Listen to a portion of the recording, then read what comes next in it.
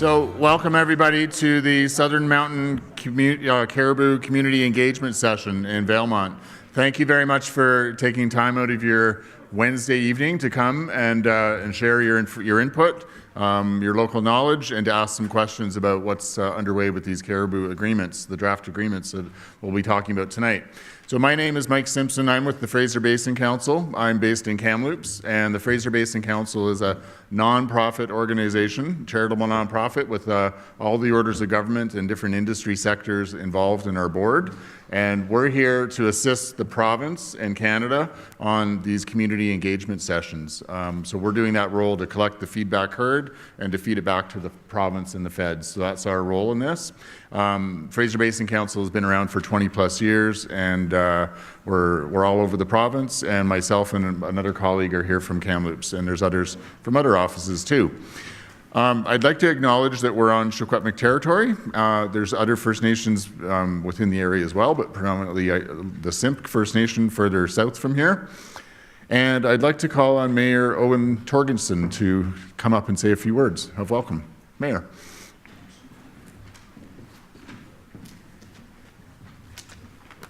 Thanks, Mike.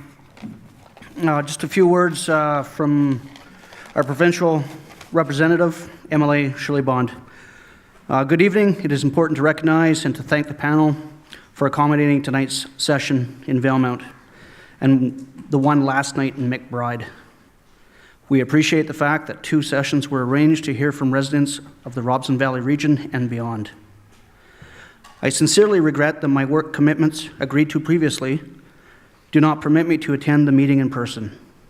I am hopeful that tonight will provide my constituents with the opportunity that they have been asking for, and to provide their input and feedback about the work that is being done on the mountain caribou strategy. As I'm sure you will hear tonight, there are critical values that must be considered prior to arbitrary closures taking place. The economy of the Robson Valley region is driven in part by tourism opportunities, including snowmobiling, heli skiing, mountain biking, to name just a few. Protecting the right to hunt and fish and recreate on the land is essential.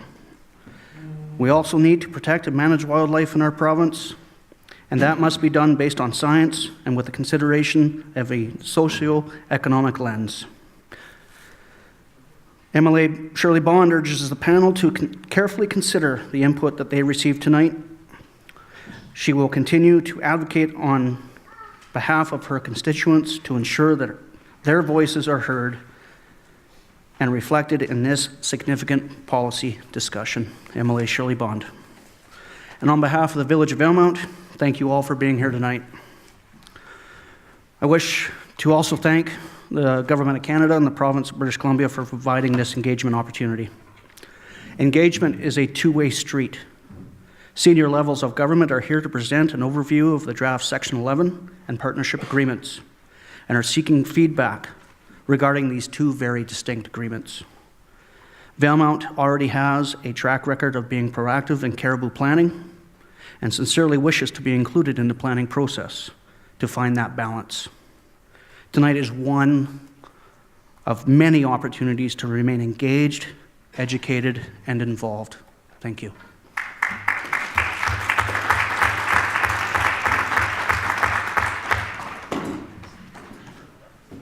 Hey, thanks, Mayor Torgerson, for the welcome and for those opening comments and words. So our objectives for tonight are twofold: to provide detailed info about the draft Section 11 agreement, which applies to Southern Mountain Caribou. The panelists will get into the details. And also, most importantly, is to get your local input about the key questions on the agenda that we would like to hear are: what are your thoughts on the draft agreement? What actions do you support and why? What actions concern you and why? And what do you think is missing? So we'll get into that in a little bit. The second key objective is to provide a high-level overview about the partnership agreement, which is north of here in the Peace region. It's not in the Valemount, Robson Valley area, but we'll provide some context about that agreement as well. The agenda for tonight and how things are going to work is right after I go over a few things, I'll introduce the panel. There'll be some welcoming comments from Canada and British Columbia. and then they're going to present the material. So between the three of them and a couple of other provincial government and federal government reps, they'll come up and present the info. What we would ask is that you hold your questions during that while they're doing that presentation. It'll go about half an hour. There is paper available where Gail's still signing people in, but if you want to write your questions down, we can get you a piece of paper to keep track of them. So we'll ask that the panel presents, and then we'll open it up for questions and answers. And we'll have 4 people with microphones roving around. So you'll put your hand up and get their attention. And really, after that point, by about 6:15, 6:30 at the latest, it'll all be questions and answers until the end of the session. We will, however, have a refreshment break. We'll have a break at 7:30 for about 20 minutes, and there's lots of maps and info on the walls. There's also info about herd planning, which you'll hear about are the next steps. We're looking for input and names about who's interested in being involved in that. And there's also info to the right of Aaron over there, if you haven't picked up any already. So we'll have a refreshment break, and then we'll get back at the questions and answers by about 7:50 or 10 to 8. And then we'll continue till 9:30 at the latest. So a couple of guidelines for the engagement that we would ask people to keep in mind and to respect is seek first to understand and then to be understood. So you're going to hear from the panelists about what is actually in the draft agreement, what's not in the draft agreement for this area, and maybe dispelling some of the misinformation that may be out there. So listen to that, and then seek to present your views and ask your questions. As I said, raise your hand and get the attention of one of the 4 people with the microphone. There's a fair number of people here tonight, but there's been other sessions where there's been hundreds. So we would ask everybody to be succinct and recognize that other people may want to ask a question. So keep your remarks maybe to a few minutes if possible, and your questions, and allow other people to have a chance. I would also ask that there's a number of people who have been to other sessions before, we know. If this is the first one you've been to and you're a local Valemount person and you haven't been to one in the other communities, let's give those local folks who haven't been to one before priority, as opposed to people who have been to other sessions. And then towards the later in the evening, I'll ask for new questions, and if there's repeat people who have multiple questions. Show respect. There's lots of different viewpoints about Caribou, and we know, I'll go over in a minute what we've heard, but please be respectful of the different perspectives in the room. And also in other sessions, and I'm not suspecting that it's going to show up here, there have been some racially charged comments. We would ask to respectfully not go down that route. And be hard on the problem, not the people. The folks here and the others in the room are doing their jobs, working for the federal and provincial governments. Don't take anything out personally on them. Let's talk about the issues and how we move forward. So what we've heard so far, this is week 4 of the community engagement sessions. We've been to all those locations, including McBride last night. By a conservative count, we've engaged with over 4,000 people directly that have come out to those sessions over the last 3 weeks and a day. Some of the common themes that we've heard are, why is the timeline so fast? Why was this started on April 1st and comments closing on April 30th? As many of you know, that's now been extended to the end of May. Some of the other real comments we've heard are, where's the socioeconomic analysis? Has that been done yet? Or when is that going to be done? This is the Caribou perspective. There's nothing in detail yet, but those elements will come. So that's been a common theme. People looking for more details on the agreement. They're available. I think we have paper copies there and the summaries. The full documents are available on the website as well. Hopefully people have had a chance to look. The other common theme is, why don't we just kill wolves? Why don't we just manage the predators, and that'll solve our problems? And then a lot of concern about access to the backcountry, which I know is going to be a major concern in this area. Other themes as well, but those are kind of the real common themes of what we've heard. A couple other things before I introduce the panel. I just want to note that my colleague Sarah over there in the white shirt has a computer, and she's recording details of your questions and then what the answers are. And that's part of what we've been doing in all the sessions to date, and that'll get, as I said, rolled back up and presented back to the federal government and the provincial government, and that'll be made available to the public as well. So Sarah is capturing detailed notes of the questions and answers tonight. So rest assured, all the dialogue is going to be captured. And a lot of the provincial and federal government people are taking notes as well. So your comments are being included. With that, I'm going to turn it over to the panel. First, we'll have an introduction from the federal government and the provincial government. So on my left, far left, Alan Parkinson is the Director General for the Canadian Wildlife Service, which is a part of Environment and Climate Change Canada. In the middle is Russ Laroche, who is the Director of Strategic Initiatives for the Northeast region of Forest Lands, Natural Resource Operations and Rural Development, or the province. And immediately on my left is Darcy Peel, who is the Director of Caribou Recovery Programs for the provincial government. Darcy is based in Kamloops, and Russ is based in Prince Nelson, and Alan is based in the Lower Mainland, where Environment Canada is. So with that, I'll call on Alan to do a brief welcome from the federal government.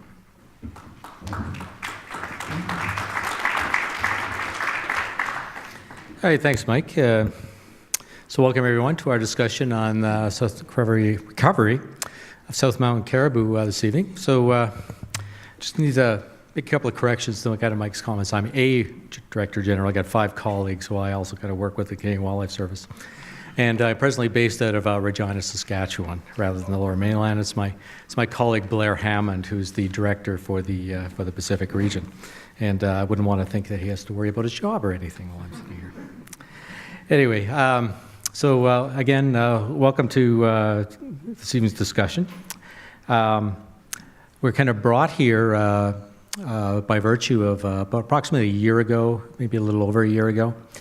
The Minister of Environment Climate Change Canada reviewed population levels of South Mountain caribou, looked at the trends, whether they were increasing, decreasing, where they had run into locally extirpated. And she came to the conclusion roughly a year ago that South Mountain caribou were under imminent threat to their survival. Canadian Wildlife Service had been working with the province of British Columbia for a number of years on an overall recovery strategy for Southern Mountain caribou.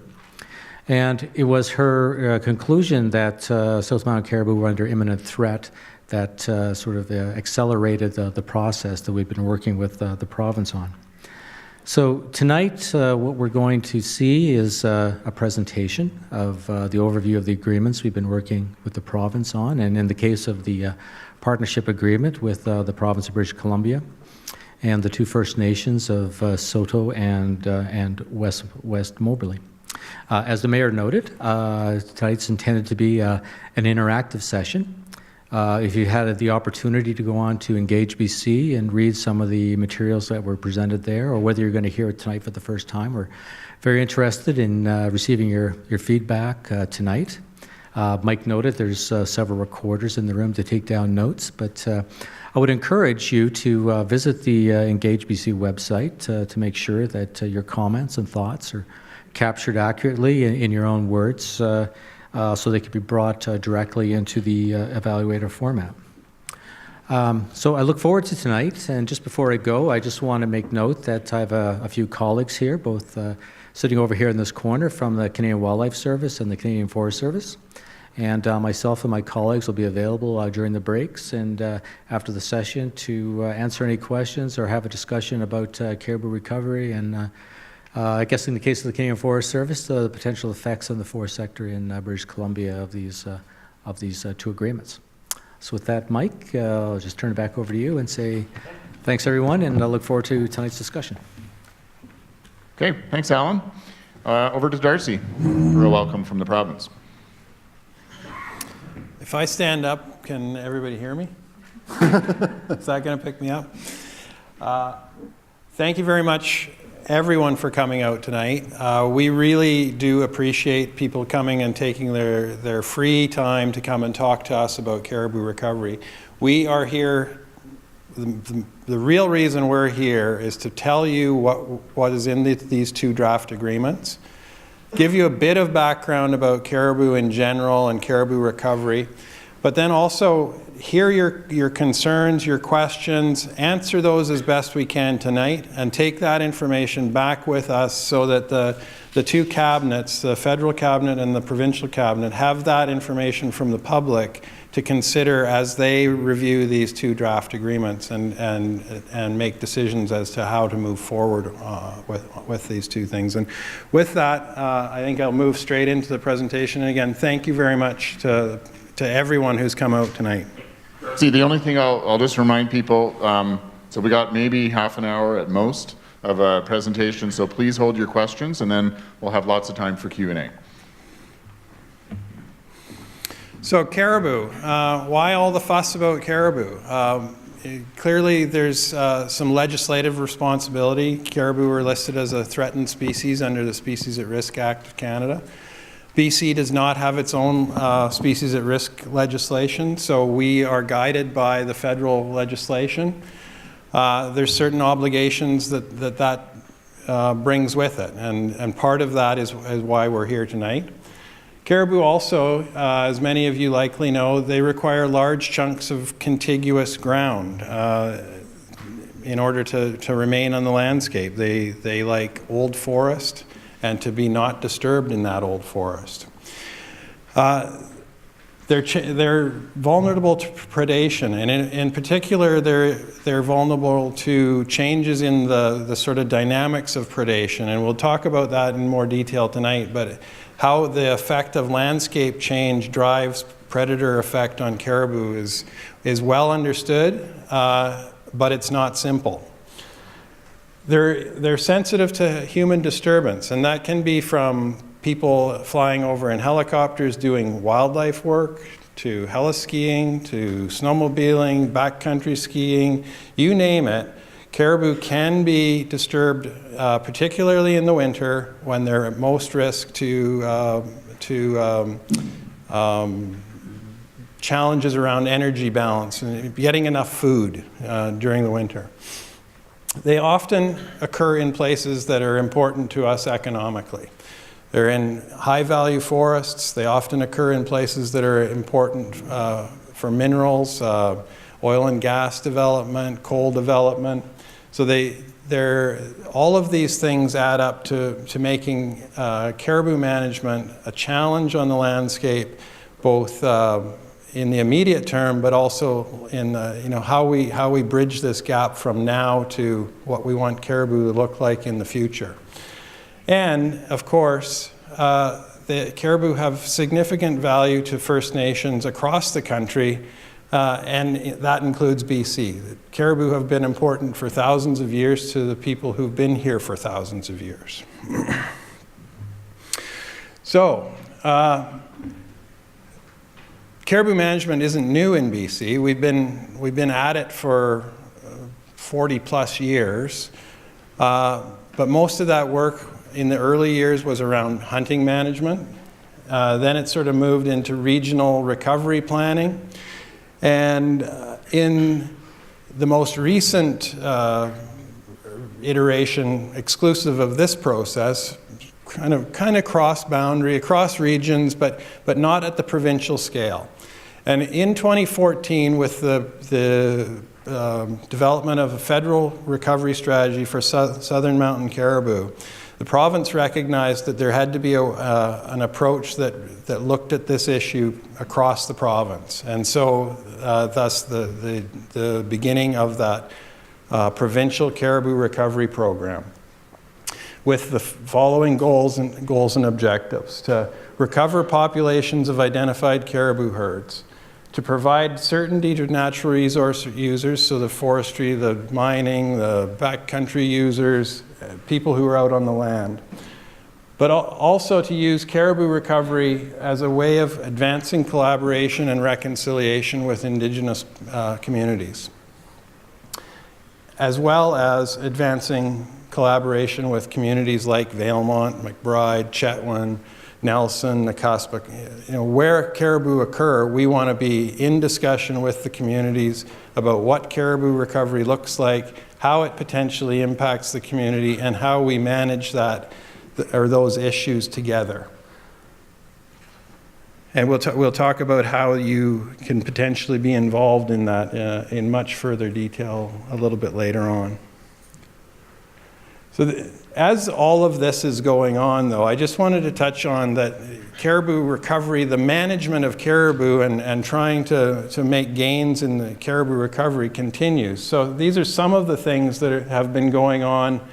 Well, they've been going on for several years, but they continue to go on. We monitor caribou populations on a pretty regular basis, a fairly rigorous schedule depending on the urgency of facing a particular herd. We monitor wolf populations, and in some cases we take direct action on wolf populations.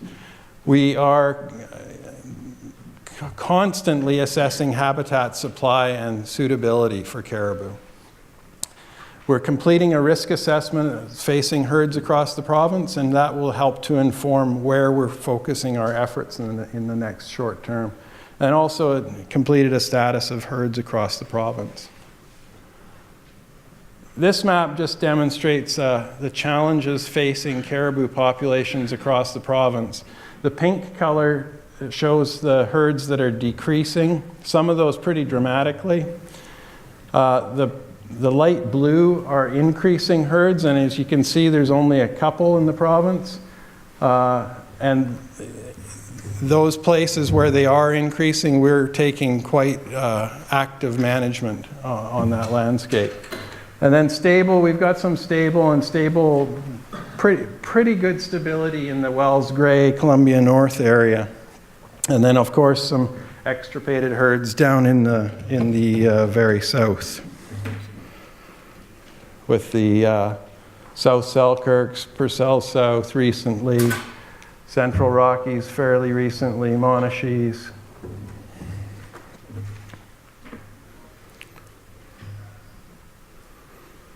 Now I'll pass it over to Bevan Ernst, the caribou biologist locally here, to talk in more detail about what's going on locally.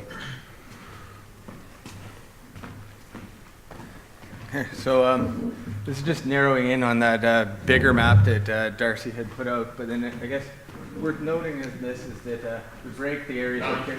There you go. I guess worth noting on that is that in these areas we break the habitat down into being the core, which is the habitat that the caribou directly use. They get their resources from it. But there's also the matrix adjacent to it where our activities and the impacts on those ecosystems can spill in and have an impact on the caribou. So the management in those different areas is going to differ. Here we're more worried about destruction of habitat and direct impacts, whereas it's more the general state of the landscape in some of these. And so around Valemount here, the closest herd is in the Wells Grey South, which is the ones that I work on. And we also have the Heart Ranges to the north, and the North Caribou and Wells Grey North and Columbia North. So just to give an update on the levels in those same herds, Wells Grey North, and so I probably don't need to read them over to you. Just, I guess, some of the ones to note is this Heart Ranges, though a high number, was up around 700 in about as early as 2006, and had similar rates of decline in the North Caribou, Columbia North, where we have done a lot of the management actions, where there's been the maternity pen and some predator removal, is one of those increasing. And in Wells Grey and Groundhog, we've been stable to decreasing. It gets so close to stable, we wouldn't want to overstate that it's starting to grow at this point. Still going? Causes caribou decline, and this is relating to that matrix habitat, and the impact on those ecosystems is that as we have more early cereal created, it tends to create more moose, which are the primary prey for wolves, and the more wolves we have there, the more likely we are to have dead caribou. So The goal being in the larger landscape context is to manage that early cereal so that we keep that balance of the moose and wolves in check, because they are the primary prey. There'll never be feedback between the level of caribou and the wolves that are predating on them, because they're mainly supported by the moose in the area. So we talked that's more along the lines of habitat impacts, but then there's also disturbance directly to the caribou, and a lot of the time that comes into the winter, because that's when their energetic balance is most critical. They're going into the winter with their body fat, they burn those reserves, and they also get resources over the winter. But when they're disturbed and they're having to move more distances than they normally would, that's burning those fat reserves down. It makes them more susceptible to having calf losses. It can lead to not going into estrus again in the next year. Just all around, if you're in a poor state, you're less likely to be producing a lot more caribou. But the good thing around here is that we've already started managing that. Since about 2008, there has been active management of winter recreations. There's been stewardship management agreements set up with local snowmobile clubs. We've set aside the areas where we think we can have distance between the riders and the caribou, and it seems to be working pretty good. So the issues that they have in a lot of the other areas where they don't have these habitat protections in place, don't need to worry about with these herds, because we've already covered that off. That impact to recreation values has happened already. We don't, not looking at putting more of them down. It's more just minor tweaking of, is this working where it's at? How are things turning out on the landscape? But we've gone through that and it's in place already.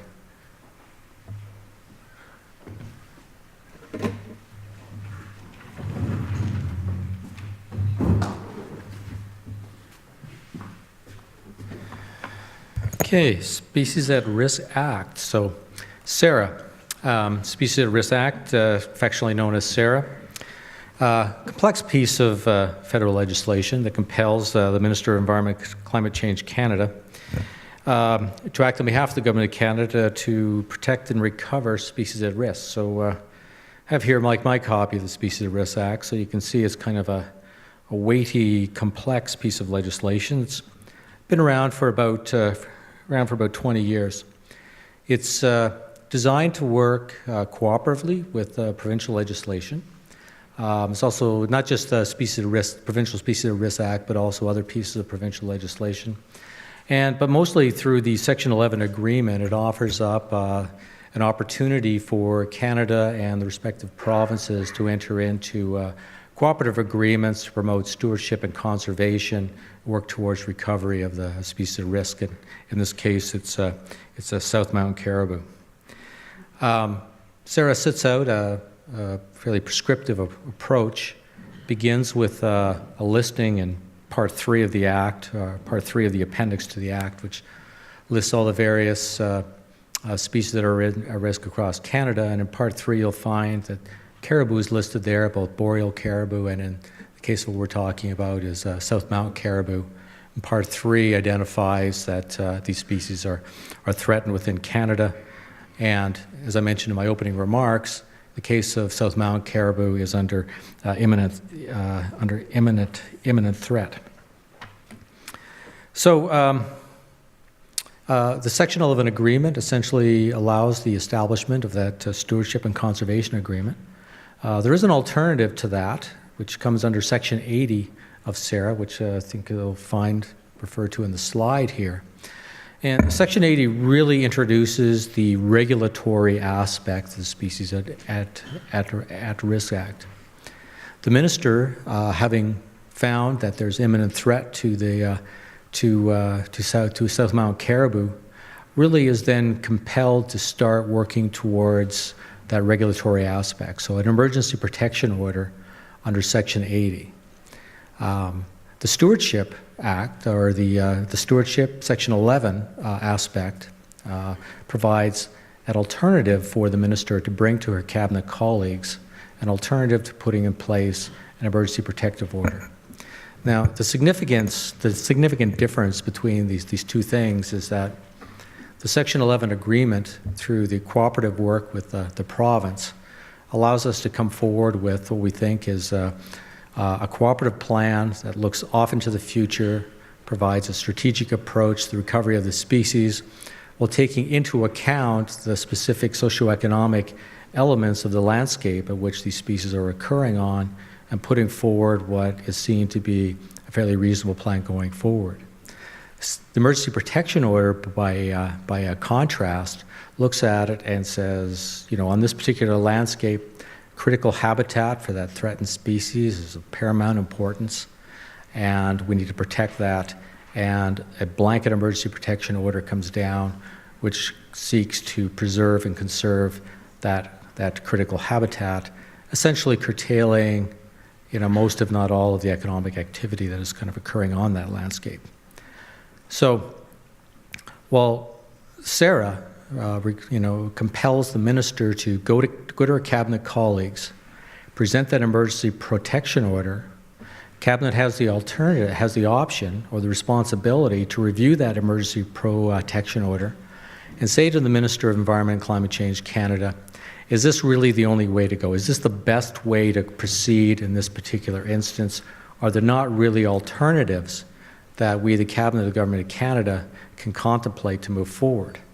And in this case, what we're looking for is bringing to Cabinet a viable alternative in the form of a cooperative Section 11 conservation agreement that's been worked on and negotiated out based on the recovery strategies that the Canadian Wildlife Service and the province of BC has been working on for the past several years. So here, what we're seeking to do is to present, to you, what that viable alternative is that we can wrap up into a recommendation for consideration of the minister to bring to her cabinet colleagues. And that, in essence, in a very tight nutshell, wraps up the significance of Sarah on the problem that we have in front of us here.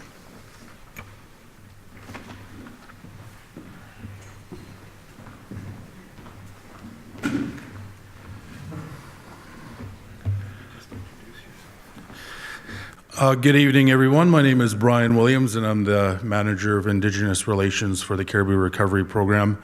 So I'm going to talk about just the one slide that you see up here. It really provides a bit of context when you look at the agreements as to why the province is moving forward with Indigenous groups in a particular way. So what you see up here is engagement versus consultation, and as you read these documents, you'll see if you pay particular attention to the language, when you look at how we describe we're going to work with First Nations, it's quite clear about consultation in some places. When we talk about how we're going to work with other groups, industry, stakeholders, etc., you don't see consultation used as often in those sections of the agreement, and there's a particular reason, and I'll describe that with this slide. It really goes back to Section 35 of the Constitution of Canada, and that's the section of the Constitution that says Aboriginal and treaty rights are hereby recognized and affirmed. So Aboriginal and treaty rights could mean the right to hunt, the right to trap, fish, gather plants. It could mean different things to different First Nations across the province. In this case, we're talking about caribou. We could be talking about moose or wolves or anything of that sort. The constitutional protection of that right comes into play when the province considers action that could impact their ability to practice treaty rights and Aboriginal rights. And that's the second bullet that talks about the honor of the Crown. So there's a lot of court cases that have happened over the last few decades around asking what does Section 35 mean in terms of wildlife management, species recovery, conservation biology, etc. So there's a whole body of court cases that came from the Supreme Court of Canada that describes what the honor of the Crown means. So in this particular circumstance, we're talking about caribou recovery. So when we're putting forward actions that could impact a First Nation's ability to practice the right, we do have a duty to consult, or could have a duty to consult and accommodate. It really depends on the factors that come up in that circumstance. If we don't consult and accommodate accordingly, then that starts to generate a legal risk. where a First Nation can challenge a decision that government makes. And the courts could agree with a First Nation, and if the court does, what typically happens is that a government decision could be quashed, set aside, and government could be ordered to go back and consult further with the First Nation on that. So when you look at the two agreements, you'll see reference to reconciliation and you'll see reference to consultation when we talk about working with First Nation groups. So that really is reference to upholding our legal obligations to First Nations. But there's also a commitment made by the provincial government to move forward and advance reconciliation with Indigenous groups. It's in the mandate letter that was assigned to our minister, Doug Donaldson, and it's was assigned to all of the cabinet ministers. That is something they will do. So when you read these agreements, you'll see that there's reference to reconciliation, and the other part is reference to the legal backdrop. So I'll hand it over to Darcy. Thank you very much.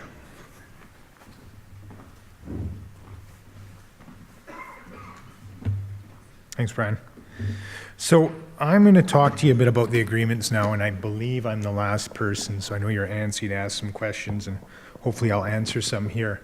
I'm going to start with the partnership agreement.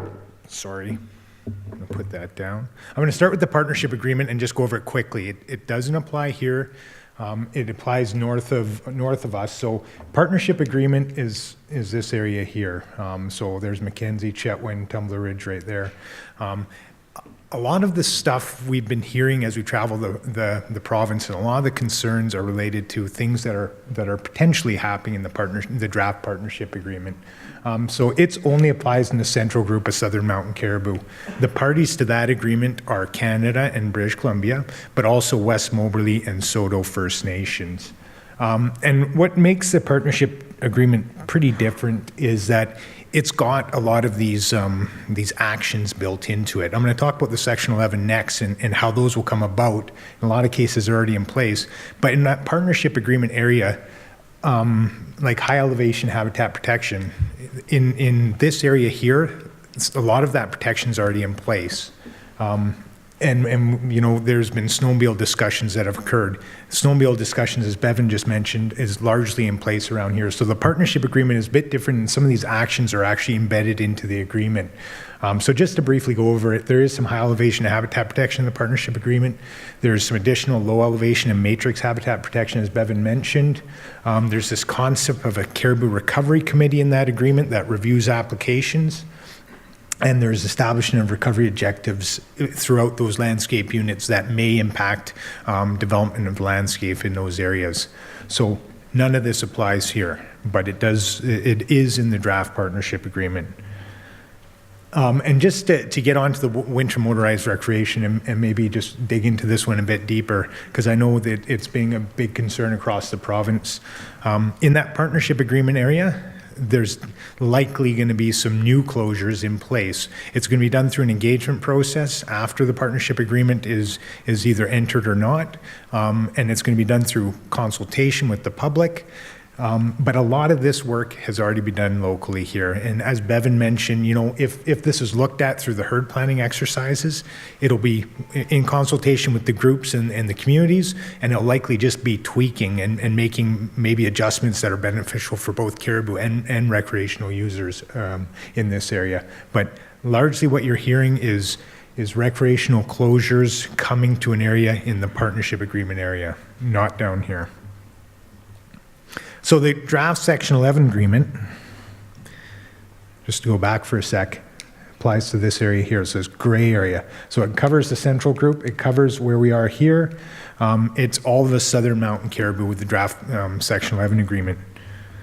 And so the Section 11 agreement, as Alan mentioned, is a bit of an answer to the federal imperative. So the federal government has done their assessment. They say that caribou is threatened. They need to take action. This is the federal government and BC working together on something that we can demonstrate to the federal minister we're working together on a good solution here. And so the Section 11 agreement is really a framework document. It talks about how Canada and BC are going to work with Indigenous groups, with communities, with stakeholders, and develop these caribou management plans. We call them herd plans throughout that whole Section 11 area, Southern Mountain Caribou in the province. And that's all the agreement is about, is setting out that framework on how we're going to work together to develop these herd plans that will occur in the future. And some of the work is already being done, and we're going to get to that in a second. Darcy mentioned the Provincial Caribou program, and so we've developed the Section 11 agreement so it really works nicely with the work and the program we already have in place in the province. So that was a big goal, is we're doing a bunch of good things in this province. You're doing a bunch of good things locally here, and we want to make sure the agreement was really fit nicely with the work already being done and the work already being planned. So kind of the key components to the agreement is it, as I just mentioned, acknowledges the work we've already done. It sets up general principles on how we're going to work together. It includes 2 annexes or schedules, and the first one is just sets out all of the herds in the province and kind of a state and nation where they're at, populations, whether they're declining or increasing, what are the threats to those caribou. And then Annex 2 is really either the ongoing or the future planned activities that we want to discuss through herd planning, or as well as some actions we're actively taking as the program is mature and we have been doing it for some time. So some of the components of Annex 2 is herd planning, and that'll be done collaboratively, and I think Sean's going to talk a little bit more in depth about that in a second. Caribou habitat management, so just an assessment of the habitat that's in place for caribou, population management of both caribou, predators, primary prey, and just monitoring some of the habitat that's out there. It also sets out a framework and a repository of the knowledge and the science that's being used to support these decisions. And we're on to herd planning. I think Sean is up.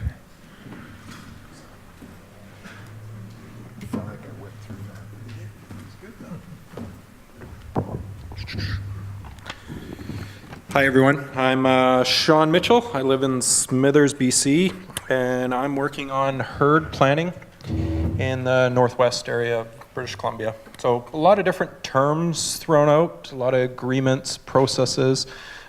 So I'm going to try to clarify what is herd planning and how you fit into the process. This is really how you fall into caribou recovery. I hear crickets. I gotta flip the slide here. No, we're good. Okay, so what is herd planning, and how does your local knowledge fit into herd planning? It's your place to input. It's really exciting, it's collaborative, and it's coming here to talk about the herds in your area. So I'm gonna introduce my team, our team. A group of people are working on herd planning. So Raylene, Tammy, and Christine.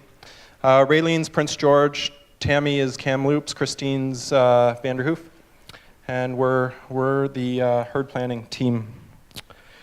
So, herd planning came out of the Section 11 agreement, which Russ spoke to. BC has committed to deliver herd planning for each herd across the province. I'm excited. It's really, really exciting. It's a multi-stakeholder, multi-government approach to caribou recovery. It's a made in BC process, and it's exciting. So it's a 2-phase process. In the graph here, the top blue boxes are phase 1. We're calling them the small tables. So we're going to meet individually with local governments, First Nations, industry, stakeholders, and community. We're going to provide them with the information on the herds in their area, what's going on with those herds, what are the threats, what does science say that the best approach for caribou recovery are for those herds. That'll come in a pre-engagement package, and then at those sessions, we'll talk through it. We'll bring in the experts like Bevan here, other biologists, Doug Hurd, as well as in the room, and talk about what's going on with each herd and where we need to go. Then we'll listen. We want to hear from you. You have local knowledge, And you're in these areas, you're in the backcountry, where we work 8 hours a day, but you recreate in these areas. So this is where local knowledge feeds into Caribou recovery. So we want to hear from you, what do you see out there, what's going on, and then where do you want to go in the future with Caribou recovery? From each of those tables, lots of meetings, 60 plus meetings, we're going to develop a what we heard document for each meeting.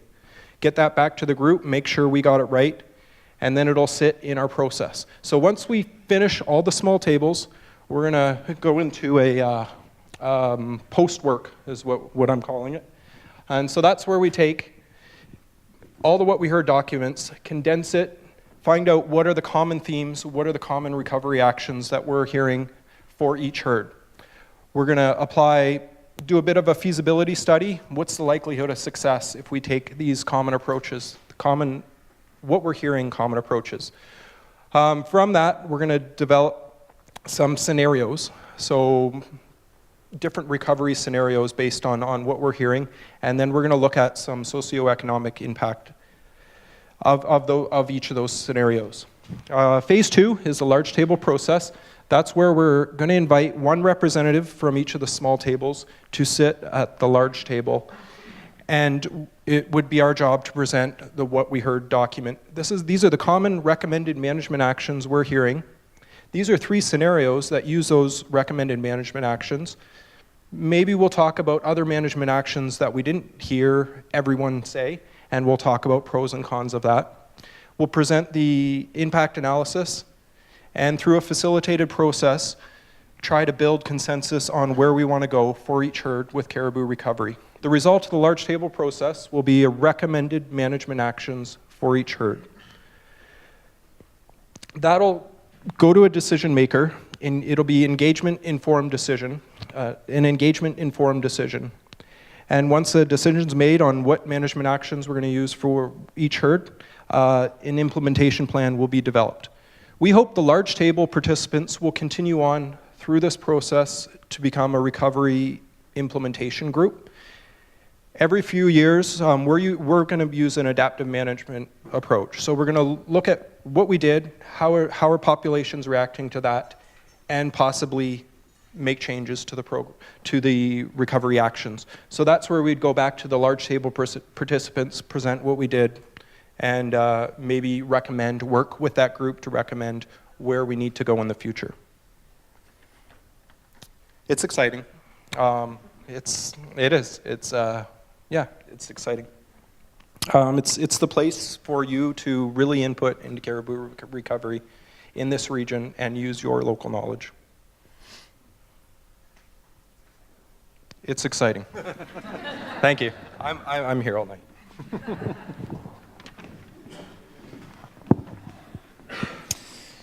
Thank you, Sean.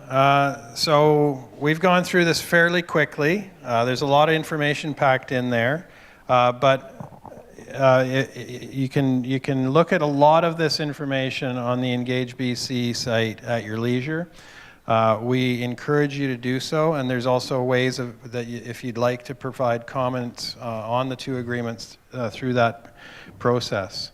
And I think that's the end of it, Mike, and we'll move on to questions from the audience. Thanks, Darcy. If you can go to the next slide. Okay. So, yeah, now it's your turn for questions and your input about what do you think about this draft Section 11 agreement? What proposed actions do you support? What concerns do you have? And what do you think is missing? And how do you want to be involved? So I'm going to ask Tammy and Raylene and Gail and Aaron, they're the 4 women with the microphones, to spread themselves out around the room. And those are the 4 women that you want to get the attention of if you have a question. So raise your hand, and what we'll do is rotate through them. Just to go back a slide. Sorry. All right, thanks, Darcy. So just to remind you guys of the engagement guidelines, hopefully you've heard lots, from these guys, so hopefully now you maybe have a bit of a better picture. Again, raise your hand if you want to ask a question. Be succinct. There's a fair number of people in the room tonight, and we want to give everybody a chance to ask a question. I do want to note, though, that if you aren't comfortable with public speaking, if you want to write down your question, ask one of the people with a microphone, and they can get you a pen and paper. We can, have you write down the question, and we can, and they can read it out for you. Show respect. There's lots of different perspectives in there. So as I mentioned, please be respectful, and don't be hard on the folks that are just doing their jobs. Be hard on the issue, but don't make anything personal for them, please. And again, I would like to suggest that, for people who this is the first session they've been at, if you're local Valemount people, if you haven't been to McBride or Prince George or any of the other ones, let's give priority to the local people first to ask questions, and then we'll open it up to others if you've been to other sessions. And be succinct. So, who has I'm going to look at Aaron. Aaron, do you have a question over in your section? Any hands? Oh, there's someone there. We'll start with Aaron, and then we'll work our way around. Hi, just a question. Were mountain caribou ever hunted by indigenous or non-indigenous at any time? Quick answer, yes. These particular caribou right in this area, I'm not sure of the answer there, but generally, yes. And I'm going to go to the other panel members, see if you guys want to add anything. Generally, yes? Okay. All right. Raylene, do you have a question? Anybody close to Raylene? If you want to come up to the front there. It's not in this area, but the Section 11 includes a discussion, or not a discussion, an item regarding the Big Mouth Creek Restoration Project. Could you give me some information, or give us some information about that? It sounds like you're attempting to basically close off and rehabilitate an entire watershed. Is that the plan? And is there some science behind that, or are you planning to use this project to develop some science? It's a little bit of all of that. That particular project is in collaboration with the BC Timber Sales folks. It's, I think it's about 16 kilometers of former BCTS road that's being restored back to resloped and everything, and the objective is to reduce predators' ability to utilize that road to access good caribou habitat. And you may have heard in the news recently, there's very new science that supports that approach in making it more difficult for predators to access the landscape, and it increases their energy expenditure in accessing caribou habitat. So it's well supported from that perspective. It's a collaborative thing with the forest industry, with the local First Nation, and caribou recovery program. Russ or Alan, anything to add? Okay. Tammy, do you have a question? Thanks, guys. For some context, my name is Curtis Pollock. I work with the Recreation Development Association here in Valemount. We specialize in a lot of public recreation, primarily the snowmobile industry for now, and also mountain biking.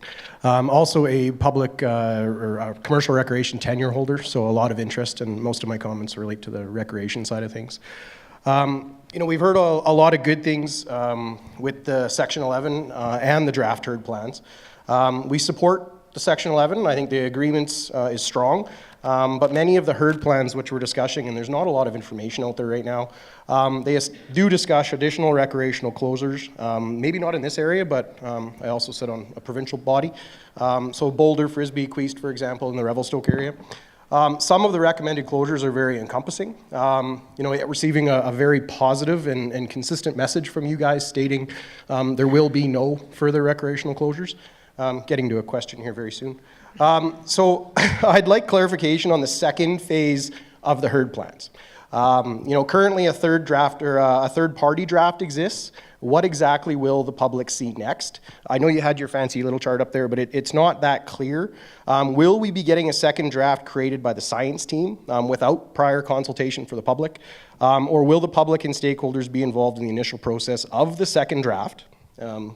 Question one. So can you explain that process in detail and the timeline? So I'm not talking 3 weeks prior to the meeting date is when we get acknowledgement of the meeting, which is what happened here, and it was the voice of the committee or the community that brought the meeting here. And I do urge everybody to use the feedback forms online. They're very cumbersome. There's a lot of reading to do, but I think it's important. So if you haven't gone to the website and used the informed, the ways that we can provide feedback, please do. And then also on those HERD plans, those draft plans, how strongly will the federal government push the provincial government to follow those recommendations within those draft HERD plans, such as closures of public recreational areas that we're being told aren't on the table, but are already written down as recommendations by third party. And then last one for this round, what is sustaining the long-term adaptive management that you have mentioning? It's a 5-year review. Valemount is encompassed in a sustainable resource management plan that was done in 2004 and promised a review every 5 years subsequently thereafter, and that's never happened. So what's financially sustaining this moving forward? I believe the feds are only putting in $5 million over 3 years. The BC provincial taxpayers are putting in $50 million over 5 years. So this seems like a very BC taxpayer-funded program when those SARA 80 petitions, which we can't even get information on, are a federal action.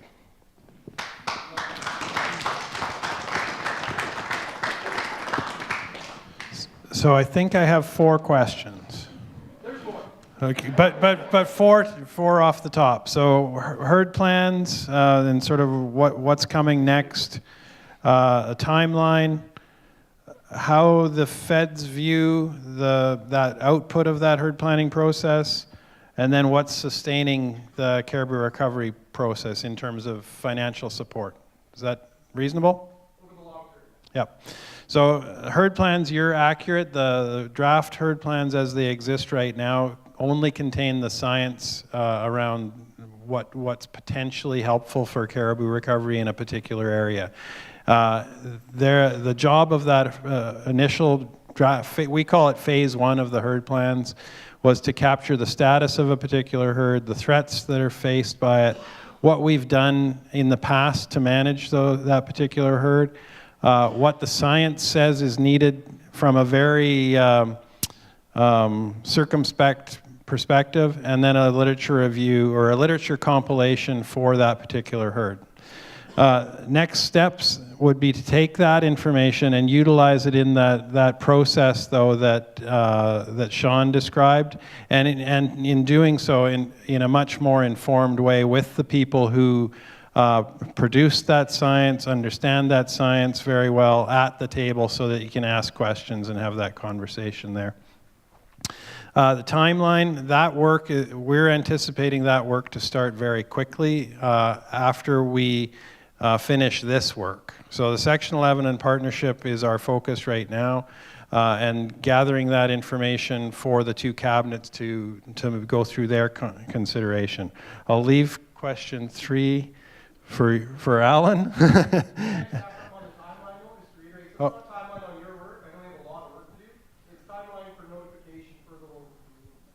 Oh, okay. Okay. The small table stuff, I would think that a couple of weeks is likely okay. Yeah, given, and tell me if I'm wrong, but okay, okay. So what would you like to see? We want to hear your input. We're dealing with communities, jobs. If a lot of this happens in the summertime, we've got kids off of school, we've got families away. We need time to prepare. I think this is very important. I think the people that were sitting at the table want to be there, but we all have lives as well. So I don't want to give you a number, but it's not 2 weeks.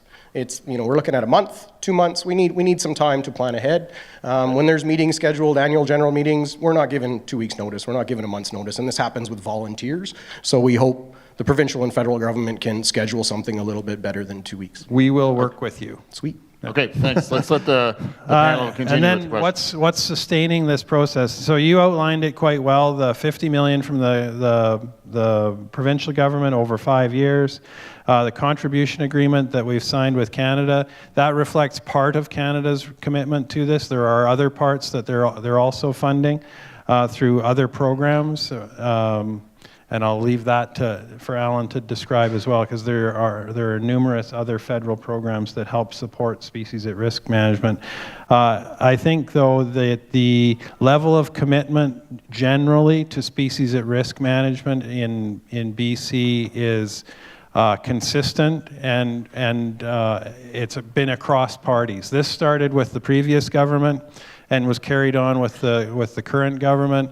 There's been discussion of caribou recovery for intensely since about 2006 in this particular area, and with significant investments in time and resource and impacts to communities.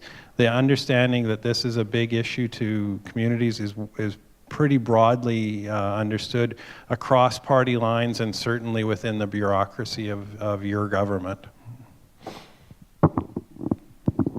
Yeah. Thanks. So, as Darcy indicated, there's a variety of federal funding programs out there. So 5 million is what the contribution agreement says. Under the partnership agreement, Canadian Wildlife Service is bringing in kind of Nature Canada funding to the table. We're looking at Indigenous protected area funding, Guardians program funding support for, some of the maternal penning programs, some of the predator management programs. Within that, there's also other funding within the Nature Fund, which was approved a couple of years ago. I can't remember the total value of that was, Gath. I don't know if you remember off the top of your head, but somewhere in $100 million range at least. And a lot of those funds, are being, spent in British Columbia as well as across the country, earmarked towards moving Canada towards 17% of terrestrial protected areas across the country. So whether or not, how that kind of balances out, we're sort of, mid-application of that. We've run a statement of interest process, and now we're in the we've accepted those, and we're into the more detailed planning of those. So how that kind of plays out and how it's distributed across Canada, really we have to sort of wait and see until the final decision-making process is over and done with there. Other than that, I wouldn't necessarily be surprised at the way you kind of characterize the numbers. Caribou are a provincial species. Canada is involved in this because of the Species at Risk Act and the minister's responsibilities underneath that particular act, because South Mountain caribou in particular is a threatened species. And so what we're looking at is trying to work cooperatively and supplement the efforts of the province towards management and recovery of South Mountain caribou. Hello. I'll maybe just add one thing on the timing piece. For the herd planning exercise, some parties are going to be easy to identify who should be involved and engaged in that herd planning. Others not so much. I think you're probably fall in the easy group. But Sean earlier identified his team, and his team is looking for contact information for those folks that are interested in being part of that herd planning exercise. So if you are interested and you want to be informed of upcoming events or opportunities, then there's some pieces of paper over there, so we'll provide your contact information if you're interested. Hey, thanks, Russ. And that list is over there, and you can talk with Sean and team during the break as well. Gail, do you have a question in your area? Not yet. No? Okay, Tammy, if you want to get that gentleman in the red plaid. Yeah, thank you. My name's John Grogan. I've lived here for about over 40 years. About 20 years ago, I was involved for a couple of years with the LRMP. That's the Land and Resource Management Planning. We gave up a weekend a month for a couple of years. Government took us through all kinds of cooperative, understanding other people's opinions, and at first it was really tense, and then it became something that people of opposite opinions really grew to understand one another. And then the government said, we're going to cut off funding in 3 months. And it revolved back down to people spitting when they heard the other person speak. I read your entire draft, and I have no concerns. I think it's an opening for dialogue. It's a draft, And so people shouldn't be concerned, as I heard in other communities. In that LRMP, there was an area to the west and north of us that I think there was some political interference. It's not rated as caribou high, but it's caribou habitat. And I think that in a recovery strategy, that habitat might be considered for reseeding of caribou, if there are no caribou now. I'm not convinced that that's the fact. I'm concerned about the threats to caribou. We're hearing about wolves and human activities. And the wolf call, I'm wondering how much money is spent in using helicopters to cull wolves, where that resource might be a net generator benefit to the province of British Columbia if other strategies were used. I think it's a wanton destruction of wildlife, even if it's the big bad wolf. And the use of helicopter, I'm thinking too of the negative effects of helicopters on caribou for culling wolves. Thank you. Thank you.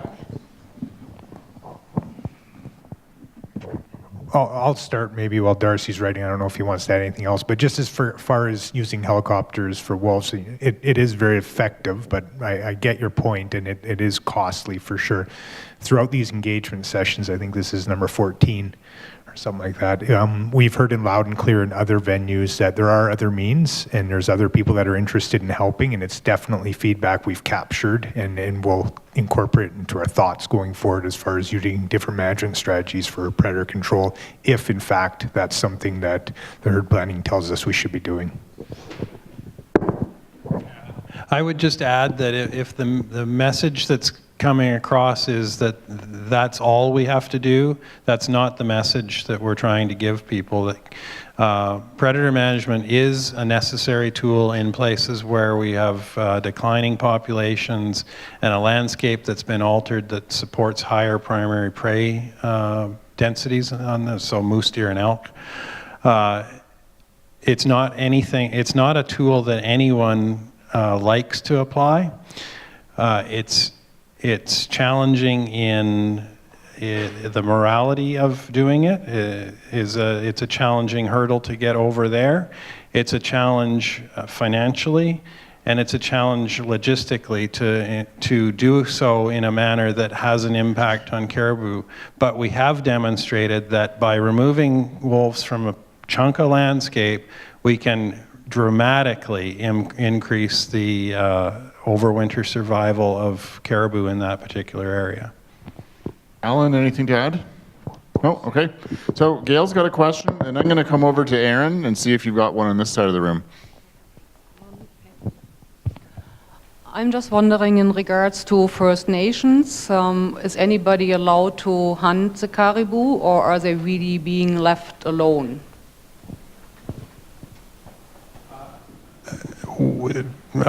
Every First Nation that has caribou in its traditional territory in the southern mountain caribou has stopped hunting caribou quite a while ago. I'm trying to think of what the most recent cessation would be, but it would be in the decades rather than a matter of single-digit years. There were 3 existing legal hunts for southern mountain caribou that still remained in BC in the Itches, the Chase, and the Wolverine herds, and those were stopped this past winter. And those were under limited entry hunting and have since been stopped. Any other panelists want to comment on that? Okay. Aaron, do you have a question on this side? Okay. And then maybe we'll go over to Raylene after. Hello, my name is Gary Wallace, and I'm going to be one of the endangered species.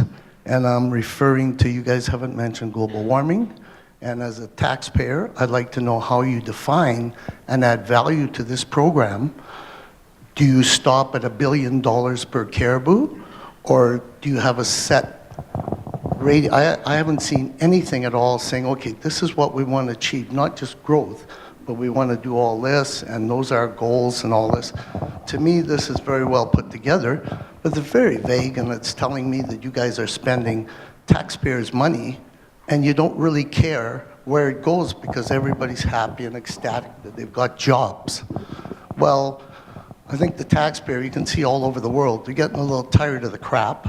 They're getting a little tired of our money being spent wastefully. I don't think this would be wasteful if somebody's name was put on top of that and in charge of the responsibility of answering to it, not a whole bunch of committees going out, because we've seen this with water, we've seen this with that, we've seen this with Nestle's down below that's getting water 90% cheaper than everybody in this province. So it seems to me big corporations get away with a lot, but the regular taxpayer has to pay the burden of all these visions of grandiose, and that we're going to save the caribou. Not one word is mentioned on Mother Nature, and I think she's probably one of the biggest factors, and we're probably worse than the pine beetle, because we are adding to this particular scenario that's affecting wildlife, and it's very sad, but there's only a limit to how much money we can put in without looking after the globe first. And this is a very small group, and I'd like to see the numbers of what they used to be. My understanding is the caribou eat lichen. I'm seeing less and less of that growing around. I'm seeing the altitudes warming up, you know, everything else changing. And I don't know, restricting some areas might be a great thing, but I'd sure like to see somebody be accountable for this and say, yeah, we're going to do this, and if we don't, we'll pull it off. We won't just keep pumping taxpayers' money into it at will. Thank you. Good question, and it's something that we think about pretty seriously. You're looking at the person who's responsible for the budget for the Caribou Recovery Program.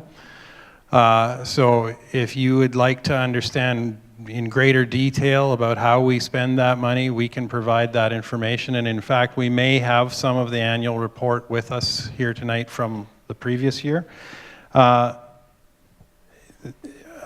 The climate change piece, there is a part of our team that is reviewing how climate change is affecting the habitat supply for caribou, and that information then will be used to help us make decisions about where we do invest in caribou recovery in a deeper sense.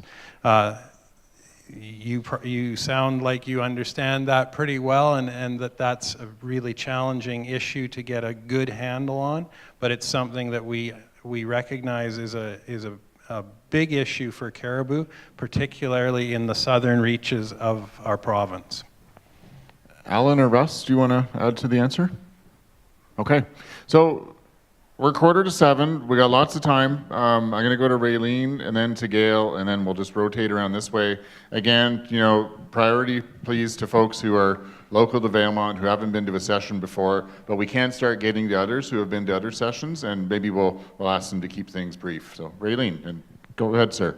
Yeah, the gentleman before mentioned about chasing those wolves around with helicopters.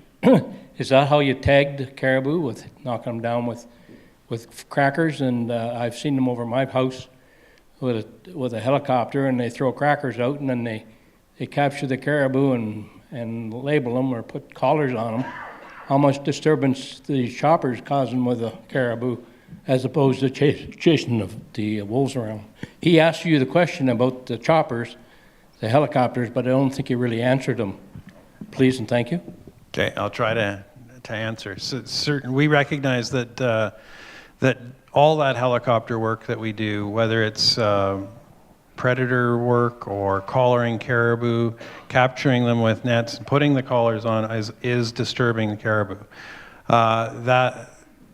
The balance that we strike there, though, is that in order to get the information we need to manage caribou on the landscape with so many competing interests, that it's felt to be a justified incursion into their habitat and a reasonable way of collecting that information. We're always looking for ways to do that better and to reduce the disturbance and potential impact to caribou, though. Alan or Russ, do you want to add to that? Okay. Gail. And then we'll go to Tammy and then Aaron. I'm Ainsley Jackman from the Valemount Community Forest. So yeah, the backcountry is important, but so is the timber supply. And we've heard these scare stories about Chetwynd and 300,000 meters down and losing a mill. And the Robson Valley is just inching our way back from the brink in 2008 and 9. And I'd like to know, what can we expect in the balance between jobs and timber supply and caribou? Okay, so as far as you mentioned the 300,000 in Chetwynd, that's the partnership agreement I mentioned earlier. You're correct. That document does have in it this proposed habitat protection areas. It amounts to, our estimate is based on the removals from the timber harvesting land base. It'll be about 300,000 between the Dawson Creek TSA, TFL 48, and the Mackenzie TSA. So that's all in fact true. As far as locally here, as I mentioned earlier, those discussions on habitat protection have largely taken place. I know there is, I think there are ungulate winter ranges here that provide protection to caribou habitat. Herd planning will look at that, but at this time I don't think there is any, no one's looking to provide extra habitat protection in this area. You know, short of going through that herd planning process, which will help identify if that's really in fact a need. If that is true, then it will be done in concert with the forest industry here, as well as the communities and other users. And further to that, if we look at that and that's a decision that we want to bring forward, it will be done with a full economic impact assessment to see if that type of protection is put in place, what would be the impact to local communities, jobs, mills, those types of stuff. That information will be used to inform the decision on whether that would move forward. But right now, that's not being looked at in these areas. I understand that for our area, you said that the herd plan, it's all kind of been looked after, but I'm talking about the Robson Valley, you know, including McBride, and they've got a lot of fiber there, a lot of timber supply that I believe is at risk. So through the one of the previous caribou recovery processes, the Mountain Caribou Recovery Implementation Plan, which covered basically these caribou. The habitat protections were put in place through that process in 2007, 2008. And so we don't anticipate that there will be a lot of changes there. There could be some places that were missed, some chunks of habitat, islands, line work revisions, things like that. But it'll be done in concert with and collaboration with the communities so that we have a complete understanding of the benefit or the potential benefit to caribou, but also the impact to the local communities and jobs. And again, I'm really out on a limb here because I don't know the specific circumstance with, you know, if it's really well protected here or if it's moderately well protected, or you know I cannot. This mountain caribou recovery implementation process, though, there was 95% of the identified high elevation winter habitat was protected through that process. Okay, Russ or Alan, do you want to add anything further? Okay, Tammy, you've got a question. Yeah, this is kind of a question and a bit of a rant, maybe a short one. But the question's for Alan. I'm just wondering, do you have any examples of a Section 11 or a Section 80 being used on large mammals elsewhere in Canada where it's been effective and worked well? If you want to answer that, then I'll go on my rant so I don't make you think about it too long. We've got several Section 11 agreements underway for boreal caribou across the country. We're working, so if you look at the map here, you'll notice that the outer boundary for South Mountain caribou extends into Alberta.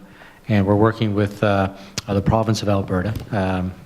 Actually, not in the last 33 days or so while they've had their election going, but we have been working with the province to come up with a Section 11 agreement that combines range planning, conservation range planning, assessment work for South Mountain caribou and boreal caribou. So they're taking a similar kind of approach across their range. And we've got a Section 11 agreement in caribou being developed for Saskatchewan in the Primrose area. The implementation of the regulatory aspect, the Section 80 agreement, it's been used twice in the last 20 years. The first, was not a large animal. In fact, it was an amphibian called the Western chorus frog. It impacted a development south of Montreal, so it was kind of, sort of a site-specific type of application, and it forced that development to relocate within the Montreal region and make its development elsewhere within it. The closest we can come to a similar type of agreement, implementation Section 80 order, is in southern Saskatchewan, southwestern Saskatchewan, southeastern Alberta, where the Section 80 was used on the greater sage grouse to protect its habitat down in that area, kind of thing. So that's the second time that it has been used. Okay, great. And now for my little discussion, I have a guide outfitter tenure out by McBride in the Hart area, so it does potentially will affect me some of these decisions in the future. We've been saying for years, and you've probably heard this at every meeting, that predator management is what needs to be done. We feel like it's a little bit late, and now there's actual science that's backing that, like Soroya's recent publication out of Alberta, if you're working there. We all realize that wolves are killing caribou. They might be accessing caribou through our habitat destruction, but the immediate short-term solution that I think needs to be done right now is predator management. My concern is when I read through it, there's a lot of wording in both the Section 11 and the partnership agreement that seems pretty wishy-washy on that, where you look at doing a primary prey management, which to me sounds like killing moose, which we've been crying about for the last few years as far as how their populations are down. I don't quite understand the theory here. I feel like it's something where you're looking at the values of possibly the lower mainland as far as, I shouldn't say just lower mainland, it's all across the province, but values of people who look at the wolf as I think charismatic megafauna, I think they call it, like the grizzly bear. That's what happened to it. It got shut down because of values. The NDP even said that. I'm worried the same thing's going to happen with the wolf. It's an easier thing to go after the moose, and it's just a big concern I've had watching this come forward. And I just hope that you guys can kind of confirm that actual predator control in a big way is going to be taking place, not as a long-term solution, but if we're going to do anything that needs to be done right now, in my mind. Anyways, thanks. Yeah, I'll let Darcy give the sort of main answer to that. But from Canadian Wildlife Service point of view, we see predator control as a means to an end. We understand that local population units of southern mountain caribou are critically low in some cases.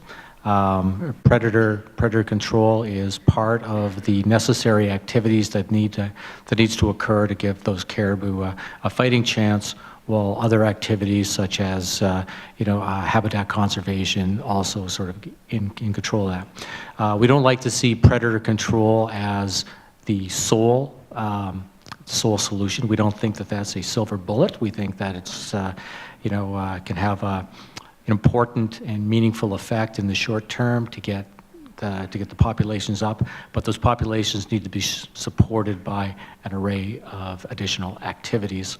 And in the partnership agreement area, that's kind of what we're looking at, working with the 2 First Nations. There's maternal penning that goes on, as well as predator control and habitat conservation. So I would just add that we recognize predator control as a necessary tool to use, and particularly to stop declining herds in the short term. On the primary prey management issue, though, it is recognized in our toolkit kind of as a potential management tool, and we have tried implementing that on the landscape in 2 places to see how effective we could be at using reducing moose on the landscape to then have an effect on predator density on that piece of ground with quite different results. In the Revelstoke area where tried it in constrained valley, we were able to use liberalized hunting to drive that moose population down to the point where it started to have an influence on predator density in that area. And so moose or wolf numbers started to decline because there weren't very many moose. No, we weren't removing wolves there. And then the other place in the Parsnip River, different landscape and a different result. And we weren't able to drive that moose numbers down enough to start to have an impact on wolf density in those places. So we recognize it as a potential tool. I don't anticipate we'll be using it widespread.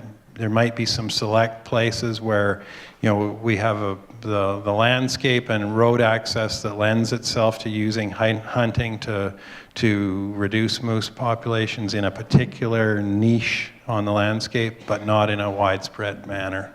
Even in the partnership, though, it requires logging companies to make sure they reduce moose browse for that particular reason, even through spraying and thinning operations, right? Well, that is a part of the management is that, we recognize that there's going to be logging on the landscape, but we don't want that logging to have as big an impact as it could have on driving moose populations up. So that's a way of helping to limit that positive influence to moose populations through the creation of early cereal habitat. Right.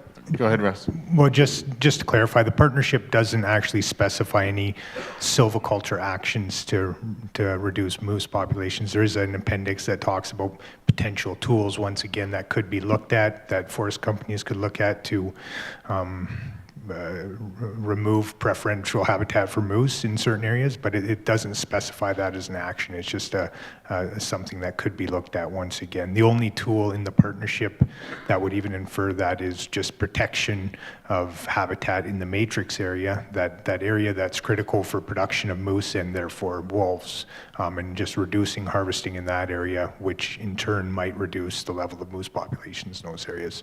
Just one other thing I would just add to at the break, we have staff here who are actively involved in those projects, so take advantage of having a conversation with them. Okay, thanks. Good discussion. And yeah, that break will be coming up in about half an hour. Aaron, you've got a question there? MP Zimmer? Okay. Yeah, can you hold it again? I know your arm got tired last night. I apologize for that length. I'll try and keep it as brief as I can. Yes, I have spoken before. I do represent Valemount as a member of Parliament, so I'll try and keep it brief, but I have a responsibility to tell you what I know. I think one of the concerns I have, and we've heard great context about herd planning and great questions about that too, about what that's going to look like for Valemount. How is that relevant to Valemount? Well, it looks like you're going to be consulted and be talked to about the whole process, throughout the whole process. But that's not what happened in the north with Chetwynd or Mackenzie. So what happened with the north of Mackenzie, we had 2 groups, and I'll read the actual agreement here to give it some context. And I have read this out before, but forgive me for repeating myself. Section 7 of the agreement, and as I think the Indigenous, and I'm sorry about your role, I just can't remember what the exact terminology is. He is absolutely right in talking about collaboration with First Nations. So Section 7 says, Canada and British Columbia commit to engage and where appropriate, consult with directly affected Indigenous peoples regarding southern mountain caribou recovery, including the development and implementation of conservation and recovery measures in relation to potential impacts on any Aboriginal or treaty rights that are recognized and affirmed by Section 35. And I've always said that's great. We are really happy that the consultation has happened with Westmo and Soto. That's something that's a positive thing. The problem is nobody else was consulted. Stakeholder engagement. So this is the second section. This is 8 of where we talk about where the rest of us are involved in this process. There's Indigenous, non-Indigenous people in the room here, so I'll just talk about that as 2 separate groups. Canada and British Columbia commit to taking, this is section 8, stakeholder engagement. So we go from collaboration with Indigenous peoples to stakeholder engagement. Canada and British Columbia commit to taking responsible steps to ensure that stakeholders, such as local governments, that's again kind of me, and mayor and council and the rest of us, non-governmental organizations, private landowners, tenure holders, a lot of people in this room can say they're part of this group, industry representatives and industry associations are informed of this agreement. Now, does that sound like consult to you? That came out, and this is the way it came out to us in the north, because we were seeing some of this planning go, and we heard about this agreement that was being drafted behind closed doors. I, as your representative, I represent 107,000 of you. We had our MLAs that wanted to be part of the process. We're being kept out of the room. So if they talk about herd planning is going to be a communal process, it sure wasn't active up in my neck of the woods. I'm born in Dawson Creek, raised in Fort St. John. So it didn't happen there. So I'm not really confident that that'll happen in the future. I'm hopeful that it will. I'm hopeful that that discussion will happen in Valemount about potential closures to recreational area, because I think that all the panel can agree with me here. You cannot reassure us that snowmobile closures are not going to be on the table. Assure you that the snowmobile closures in this area have largely been applied and were applied in 2008. And the local community works with us continuously to monitor the impact, both on Caribou and on the local the snowmobiling community. We have a good working relationship with the snowmobiling community in the area through the BC Snowmobile Federation and the local clubs. I can't say that there will be absolutely no changes, but any changes that would be contemplated will be done so in collaboration with those clubs. I hear you, but I'm glad that you're talking about it that way, but that's not what happened in the north. What we happened, just let me finish, please. But you're talking about the partnership agreement that doesn't apply here. Yeah, but the partnership agreement has the footprint of the area around It sets the stage for future conversations about where this is going. And could I just finish? Darcy, let's just let him finish the question. Yeah. But please, MP Because Zimmer, it sets the stage, because what you're talking about, you say what won't happen here, of course we're going to involve everybody in the conversation. You still can't reassure us that no further closures will happen. You can't reassure us that no further closures of timber supply will happen. You're hopeful, you say, and that's appreciated.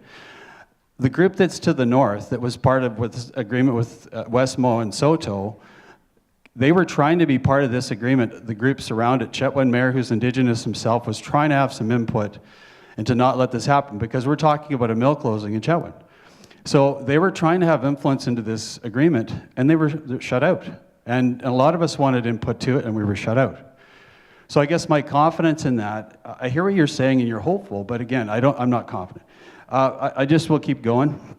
As I know time's limited. Can we let the panel just respond to that, and then we'll as long as you come back, because I've been cut off before. Yeah, I'll come back to you, but let's let the panel respond to those first comments. So it's difficult to respond to this, because there was nothing to come out to the community to discuss, because there wasn't an agreement amongst the parties to discuss until we came out and did that. So that's the first part. The second part is, once there was an agreement on what that agreement could look like between the four parties, one of the first things to be done by those four parties was to come to the Peace River Regional District with a draft terms of reference to develop a socioeconomic impact assessment of that agreement. And so that work is ongoing now. And I'm going to pass it over to Russ, because Russ understands the details of the partnership agreement much better than I do. Okay, I just want, you keep referring to the snowmobile park, because I think it's an important issue locally here. So just to be very clear, in the central group, in the partnership agreement area, the snowmobile discussion is still yet to come, and it's fully committed to be fully engaged with the folks that are local, the communities, and the users, as well as is informed by science. And it will be a discussion similar to the discussion probably that happened in the past here to come up with the closures that occurred here. There are no closures up there.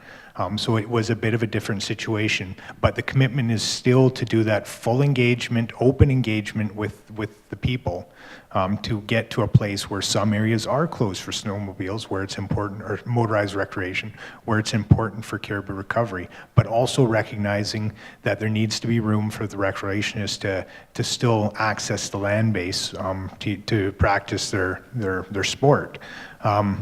With that is funding to help support new areas and infrastructure that may actually be beneficial to those groups. Alan, anything to add from the federal perspective on that? No, not really. I think Darcy sort of covered off fairly well. Okay, so MP Zimmer, back to you, but maybe a couple of minutes at most. Yeah, I'll please. try. I just, again, you mentioned about it in this particular agreement that was made before. You said you had really nothing to go back to the group to engage with. The group that was really there was really wanting to engage as part of the drafting process, because now you say, we've even talked about in the previous meeting in McBride last night, if this is a true engagement session where we're saying, look, don't consider closures for those areas, or at least consider some other options first. And it involves with Indigenous groups and not Indigenous raising caribou and sending them off into the wild as part of the increasing the population. If there are alternatives that will work in that area, we talked about it last night, that's not even an option, that closures are coming, regardless of what the discussions are locally. Can you just speak to that quickly? I still have one last comment after that. Are you talking about in the orange area up there? Yes. So you're right, there is closures in the draft partnership agreement. Those were government to government to government discussions. The draft agreement does propose closures for high elevation habitat and some other areas in the matrix area, not dissimilar to some of the closures you have locally here, albeit done through a different process. That is not what's going on here. Don't be confused. What's happening here is a Section 11 agreement, and in that is a commitment to herd planning, and herd planning will be done in the method that Sean presented on the board, which will include collaboration with all the folks that want to be involved in that in this room. And just to put a bow on that, the partnership agreement in its form is we're assessing it. We're going out to the public, we're getting feedback, and we're getting lots of it on it. We're also doing a social economic impact analysis to say, if we implement this agreement, based on what we know, this is the impact it may have on communities, on recreational users, on hunters, on others.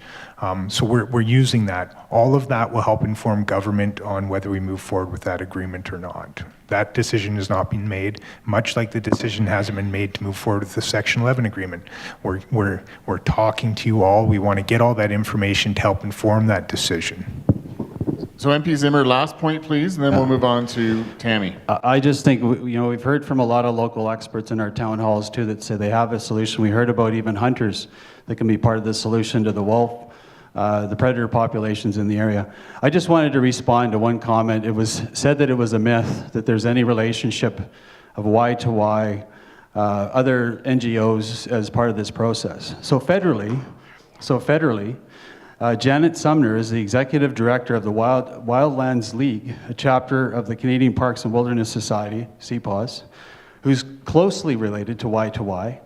And just in case, it was mentioned here already that the target for closures in terms of protected habitat, right now we're at 10% of the landmass in Canada and water-based as well. Their goal is to move that to 17%. So you have to come up with 7% somehow as a closure. I think it's got to do with caribou, yes, but it's got to do with these overarching goals of closures, general closures of the backcountry. And I guess this is where we need to be a little bit concerned. She is currently engaged in legal action versus the federal government on caribou with David Suzuki Foundation and Eco Justice in Northwestern Ontario. She's the co-chair, so this is where she relates to the federal process. She is the co-chair of Minister McKenna's National Advisory Panel on Conservation. This is somebody with a seat at the table. So I guess my concern is the Y2Y map that looks very similar to that one up there that proposes a whole bunch of closures for what's termed parkification, where essentially people don't have access to use the backcountry. I believe that's the end goal, and caribou happens to be a means to an end in this case, and I guess that's where I would caution us all in the room. We need to have our opinions heard about the potential goals that that are before us. Thank you. Okay, thanks. Okay, panel, if you want to respond to those comments, and then we'll go to Tammy. Maybe just briefly, Y2Y, an NGO group, one amongst many, that have been consulted within the context of this particular exercise. We've not, worked specifically with Y2Y on any specific undertakings or any specific recommendations related to the either the Section 11 agreement or the partnership agreement. They've just been consulted broadly as other industrial groups, other municipal governments, etc., have been consulted on the process so far. Whatever dealings Minister McKenna may have with these persons involved in various committees, none of that trickles down to the operational level, and we haven't been engaged with them at all throughout this particular process. Okay. Russ or Darcy? Okay. Tammy, you've got a question back there, and then we'll go to Raylene. My name's Sandy Hamilton. I'm only 9 years in the Valley, so I'm not nearly as informed on the Caribou statuses and what's been going on and all the dialogue. But based on, it might tie into this gentleman's question, based on herd planning, 5 years from now, are you guys prepared to say, well, you know what, we were wrong, we're going to abandon this plan, or is it just phase one of something more to come? Well, I don't think we can say at this point when we may or may not write off a particular herd, but we went through that process this winter with the South Selkirks and Purcell South, not in writing them off, but in making a pretty drastic determination that they were not going to survive in their existing location. And so we made the determination that those two populations were going to be extirpated whether we did anything or not, and we made the decision to capture them and move them to the Columbia North herd area, so that in the hope that they could contribute to that population's recovery in the short to medium term.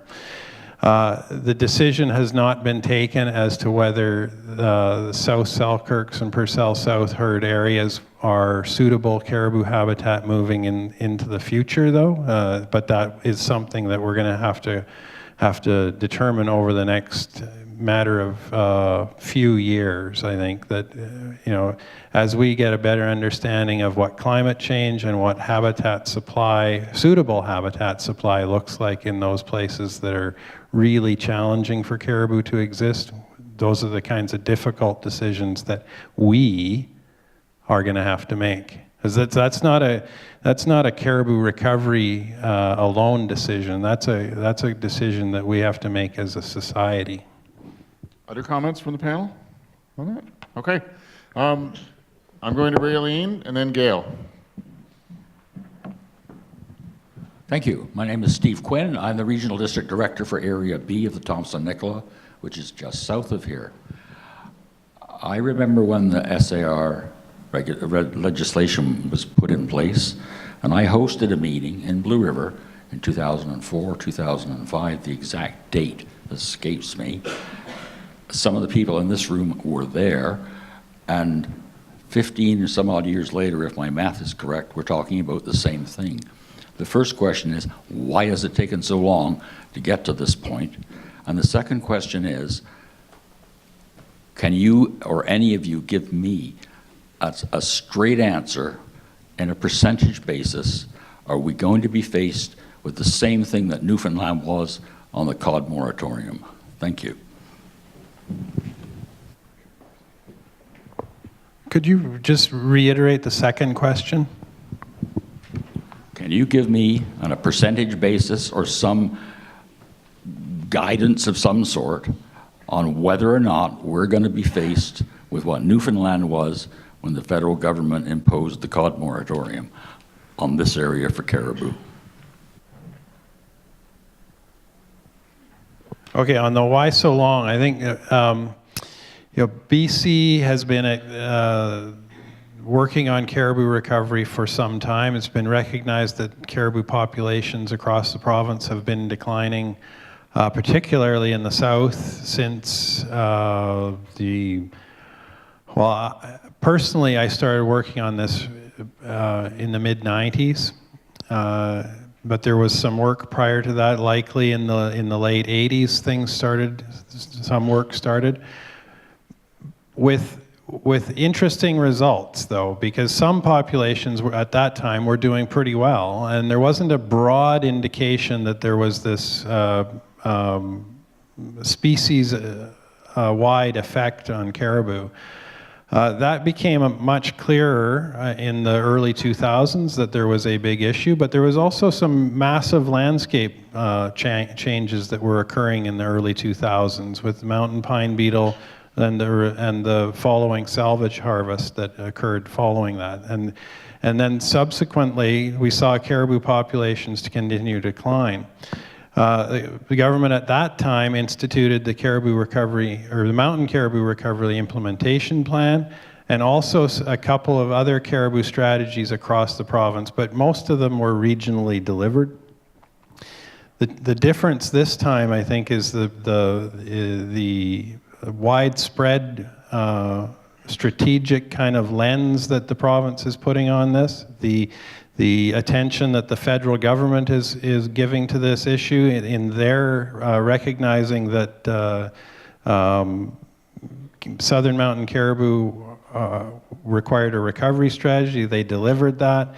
BC's response to that is partly the caribou recovery program, but also a big part of that is the negotiations with the federal government to institute the Section 11 agreement, and in that a collaborative way to move forward. So I'm not trying to defend why it's taken so long.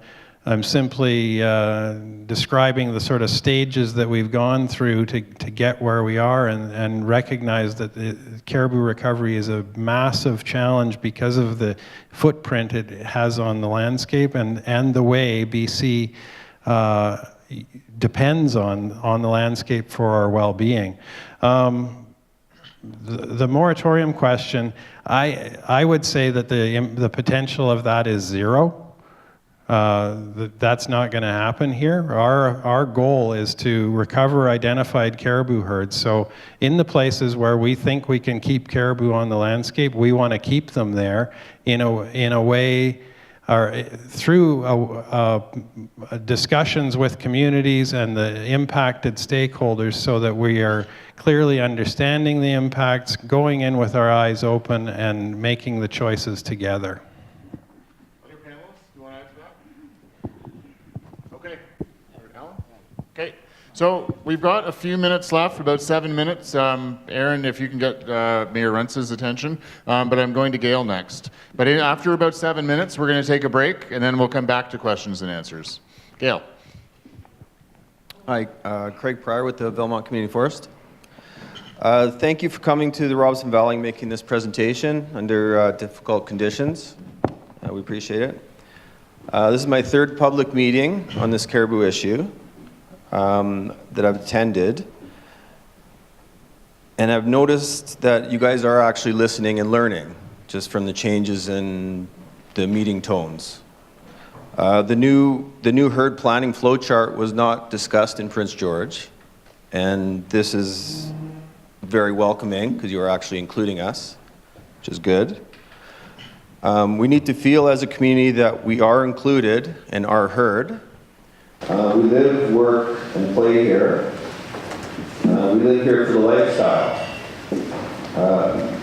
the area and the people provide. This process is potentially threatening this lifestyle. You must continue to listen and learn along this journey. We obviously wish success for the caribou. We want them to survive and be prosperous. So after a 10 to 15-year period of fairly dark economic conditions in Robson Valley, we're just starting to grow again. There's positive signs in the valley, and specifically in the Belmont area, which is great. By introducing this now, you're injecting doubt on all new investment. We really don't know what we have now until this process is concluded. We need to figure this out quickly for the community and the Caribou. I guess my question is, you keep talking about high elevation. I would like to, we have a lot of high elevation here, obviously. Look out the door. What does high elevation mean to you? And are you looking in these Caribou polygons, are you looking to protect all the high elevation in those polygons? Most of that's already occurred here. There's widespread ungulate winter ranges, or WHAs. I can't remember the tool that was used here particularly, but those protections were put in place through that Mountain Caribou Recovery Implementation Program. So there won't be any widespread impact from that kind of work. There could be some tweaking, like places that were missed, or particular stand type that got missed in a particular area, but it wouldn't be a widespread broad brush kind of approach. Okay. Is this for the entire Ross Valley you're talking? Yes. Okay. Russ or Alan, anything to add? Yeah. Okay, so I think I got a few questions, but our final question before the break, Raylene, with Mayor Runts from McBride. Thank you very much. We had the same session last night, a little bit different, and then I actually attended up in Prince George, and the one last night gave more information and additional information tonight. And a big difference between what happened in 2007 and what's happening now, at least for us, is that we have the group in front of us telling us about it and offering us to work together with them, and that's huge. When it happened in 2007, actually, the way most people in the forest industry find out about it was we looked it up, and we got these things called ungulate winter ranges. I didn't even know what they were to start with, but I found out it was Caribou. And I also found out that it covered significant areas of a lot of our drainages. So the impact on the AAC here was absolutely tremendous. Now, most of those areas were around McBride. Now, both communities here had their mills go down. Both of them suffered, greatly. We're probably two of the highest in terms of what happened to our communities. And I agree with Craig, we're starting to recover. McBride itself is starting to recover now. But what we do not want to happen to us is to lose any more of our operating areas for forestry. And we don't want, we're especially concerned with our snowmobiling. Unlike the Valemount area, the McBride area, we're part of the Hart Range, Hart herd, that's indicated over there, and where there's going to be at least something happen over there. Now we're just hoping that that does not mean any constraints to our snowmobiling. The Renshaw, which is our main area, is completely in that Hart herd area. So that's a real concern for us. And maybe we're worrying when we shouldn't be, but we just don't know, okay? And then also the community forest in 2007 lost 32.5% of their operating area to a closure. The Hart Range, the Hart herd also covers another significant area of the McBride community forest. So we're really concerned with that. And what we're concerned about is the effect on our population. And I'm just going to give you some figures that show the concern levels, that why we're at that position. Because when Mayor Torgerson was running and I was running, we talked to each other and we agreed the best way to do and to attack problems that affect both communities is to help each other out on what's taking place.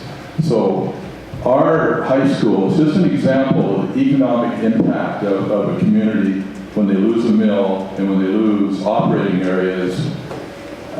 Went from 229 when the mill went down, kids in the high school, to 53 this year. Now, we have a couple of grade school classes that only have 3 or 4. So it's obviously going to go below that. Now, at the same time, we have 30 kids in kindergarten, and we have almost that amount in grade 1. So what we've seen is an influx of young people that have come in. Housing's cheap, a lot of things are easier in McBride, you can live cheaper. So these people have come into McBride. What we're trying to do now is to build up good paying jobs. And what's going on right now risks that. So it is important that where it's going to impact Valemount, or in my case, especially McBride, because I think it's more vulnerable, that these herd plans and stuff come forward right away, and where it might infect, and cause a problem, that be looked at, as soon as you can. And that includes, and one of the reasons McBride is concerned about the hard range is not only because of what's in the TSA, but a lot of the wood, what we call Prince George East, is actually a cedar that we use in our mills, and it's closer to McBride than it is any other town. It's closer to McBride than what Valemount is. So those are the reasons that we have the concerns we have. But one last thing I want to say. What's going to happen up north to some of those populations? It sounds awful like what happened to McBride in 2007. And we are one community that is going to tell Chetwynd that we're going to stand behind them. We're going to stand with them and saying what is taking place in your community is not acceptable. Because we can do it.